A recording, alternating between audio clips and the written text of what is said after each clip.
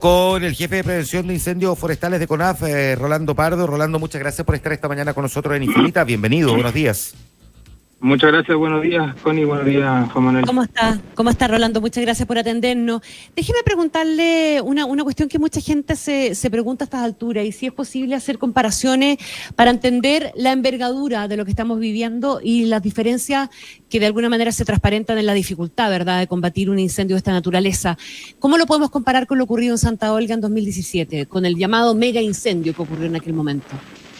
Bueno, tiene varios puntos de comparación, pero también tiene varios puntos de diferencia. Una cosa similar es que, claro, hay comportamientos extremos, continuidad de la vegetación por donde van avanzando los incendios, harta energía calórica desprendida, pero una diferencia significativa es que el incendio del 2016-17 avanzó principalmente por vegetación. Y en el caso de la multiplicidad, y eran menos cantidad de incendios, eran más complejos en extensión que cantidad de incendios propiamente tal. En el caso de la situación que se ha presentado ahora, hay una fuerte influencia de las condiciones meteorológicas ambientales.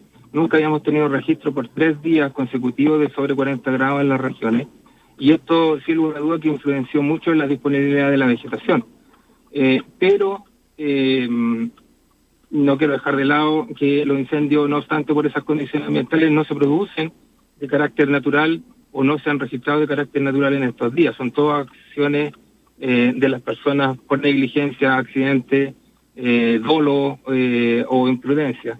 Por lo tanto, hay un primer llamado hacia las personas. Segundo, otra situación distinta es la cantidad de infraestructuras habitacionales que nos hemos encontrado en los incendios ahora. Y eso hace establecer una estrategia y establecer tácticas de combate que son muy distintas a lo habitualmente o lo históricamente realizado. Nos hemos encontrado con mucha infraestructura habitacionales, no solamente en la periferia de las ciudades, que es relativamente normal, sino que dentro, inserto en zonas de riego, inserto dentro de zonas de plantación, inserto dentro de nuevos proyectos de parcelación. Y eso, sin lugar a dudas, que es una situación muy compleja y que tenemos que ir acomodando la forma de trabajar. Por ejemplo, justamente de la aeronave que ustedes están hablando, que carga, puede lanzar 35.000 litros, se transforman en 35.000 kilos, por lo tanto hay que evaluar muy específicamente dónde se va a hacer ese lanzamiento para no generar una afectación secundaria, que es decir, destruir la infraestructura o afectar a personas que pudieran estar abajo. Y en ese sentido, un segundo llamado a la comunidad, por favor, en área de operaciones, no mantenerse debajo de zonas de lanzamiento por el riesgo que ello significa, porque puede suspender, el piloto puede tomar una decisión, si ve un conjunto de gente abajo, de cancelar ese lanzamiento, y eso significa una condición de extremo riesgo para la persona que está pilotando, porque no hace el lanzamiento del agua, por lo tanto significa una maniobra de alto riesgo. No mantenerse en los caminos, no bloquear el acceso o salida de los vehículos de emergencia. Una foto no vale la pena, una foto y un video, por la exposición al riesgo que significa mantenerse en dicho lugar. Eso es un segundo llamado muy enérgico a todos nuestros vecinos y comunidad que están en el lugar y que, lamentablemente están siendo afectados. Y tercero, Connie y Juan Manuel, si está en un lugar de campo o periferia de ciudad y llega el comunicado de que es necesario evacuar, por favor no ponerlo en duda, no empezar a cuestionar, sino que simplemente evacuar para que sea una evacuación tranquila, pausada, segura, por los lugares que se tenga predefinido salir, llevar las cosas básicas, tener en consideración a las personas que tienen dificultad de movimiento, a los menores, considerar a las mascotas en este proceso de evacuación, por favor, no dejar encerrados a los animales, que en algunas situaciones nos hemos encontrado bastante desagradables, y evacuar a aquellos lugares que se haya conversado, planificado en el foro familiar, dónde nos juntamos, dónde nos comunicamos, dónde nos ponemos de encuentro, dónde qué familiar nos juntamos, etcétera.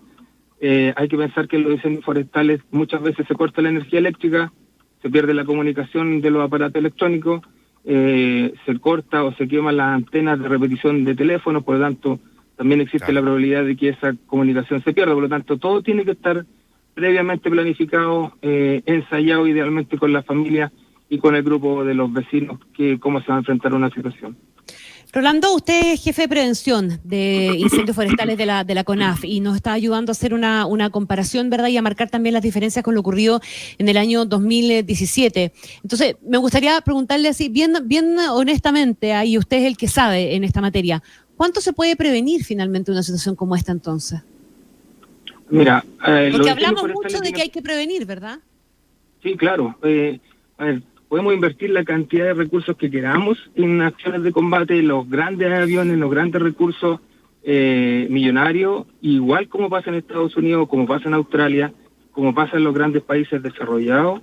La afectación de los incendios no necesariamente es solucionado con la incorporación de nuevos recursos. Los incendios, con las características meteorológicas que estamos teniendo, tienen un comportamiento extremo de difícil control o imposible control. Y solamente disminuye ese avance cuando se acaba combustible o cuando hay cambios de condiciones ambientales o de humedad. Y ante eso hay que estar sumamente consciente de que cada año las futuras generaciones van a tener una complejidad en los incendios, por lo tanto la alternativa de solución no es solamente disponer de recursos, necesariamente tenemos que estar gestionando la prevención y particularmente la mitigación y preparación. ¿A qué me refiero? La preparación está enfocada a evitar que se produzcan incendios y allí estamos haciendo todos los esfuerzos y sin lugar a duda que falta, pero todos los esfuerzos en educación hacia los estudiantes, educación hacia el mundo agrícola, en los operativos carreteros, etcétera, etcétera. Todo lo que forestín, las campañas comunicacionales, todo lo que habitualmente estamos haciendo y lo tenemos que reforzar. El trabajo con las fuerzas policiales y con el Ministerio Público en la búsqueda de los responsables también es parte de la prevención. Pero lo más importante, la mitigación, para que si se produce un incendio este no se propague o si se propaga no genere daño significativo. ¿Qué cosas hacer? El espacio de nuestra casa tiene que estar limpio, descontinuo de vegetación que contacte nuestra casa, ninguna rama, el techo absolutamente limpio, un espacio de 1 o 2 metros libre de vegetación en el entorno, discontinuidad de vegetación al menos en 30 o 60 metros. Eso tiene que ser en cada una de las infraestructuras habitacionales y en la periferia de las ciudades si que queremos generar una seguridad. Generar cortafuegos, generar espacio en los sectores donde hay plantación, donde hay bosque nativo, donde hay matorral, donde hay pasto. Todo tipo de combustible en estas condiciones arde de forma explosiva. Y tercero, está todo lo relacionado a la preparación de la respuesta. Cómo yo me preparo junto a mis vecinos, junto a mi familia, para reaccionar a una condición. Un fuego incipiente lo puedo enfrentar, tal vez. Un fuego complejo no se puede asumir una responsabilidad en esa materia porque solamente se está exponiendo a condiciones de riesgo que no son necesarias. Por lo tanto, estas 3 líneas tenemos que seguirlas trabajando, tenemos que sentarnos una vez que pase la emergencia, a ver cómo involucramos a la academia, a las empresas forestales, al mundo agrícola, a todos, a los municipios, sin lugar a dudas, cómo distribuimos en el espacio los distintos elementos, las casas, la vegetación, los cultivos, etcétera, de manera que sea una condición más segura y resistente a las condiciones meteorológicas que se nos van a seguir presentando. Rolando, a propósito de eso, de juntar a los distintos actores, me imagino que hace 6 años, después de los incendios del 2017, se debe haber hecho una labor similar. ¿Hay algún aprendizaje que se esté poniendo en práctica respecto a los incendios anteriores? Sí, sin lugar a dudas. Mira, hay varios ejemplos, Juan Manuel. Uno de ellos, se incrementó significativamente los recursos de reacción, que era una de las debilidades que se presentó en ese entonces. De 12, 14 aeronaves que existían en el momento, hoy día tenemos 63 operando y distintas configuraciones. Se incrementó también los recursos de brigada, etcétera. Pero también hay un trabajo muy importante en materia de prevención. Hemos visto prescripciones técnicas nuevas para particularmente las plantaciones forestales en el sentido de aumentar los espacios, distanciamiento y configuración en el entorno de las infraestructuras habitacionales por parte de las plantaciones forestales que están con planes de manejo. Eso se transformó en algo obligatorio, todo que el propietario forestal que tenga plan de manejo, que esté a orilla de camino, que esté a orilla de casa, que esté a orilla de infraestructura crítica, tiene que implementar medidas que creemos que tal vez las vamos a tener que reevaluar si que son suficientes, si que aguantaron o no. No son, por decirlo de alguna manera, nos entregan la seguridad 100% de que no se va a producir un incendio, pero sí disminuye significativamente la probabilidad de propagación y en eso lo vamos a tener que seguir estudiando con la academia, insisto, con expertos en comportamiento y la gente de las empresas particularmente.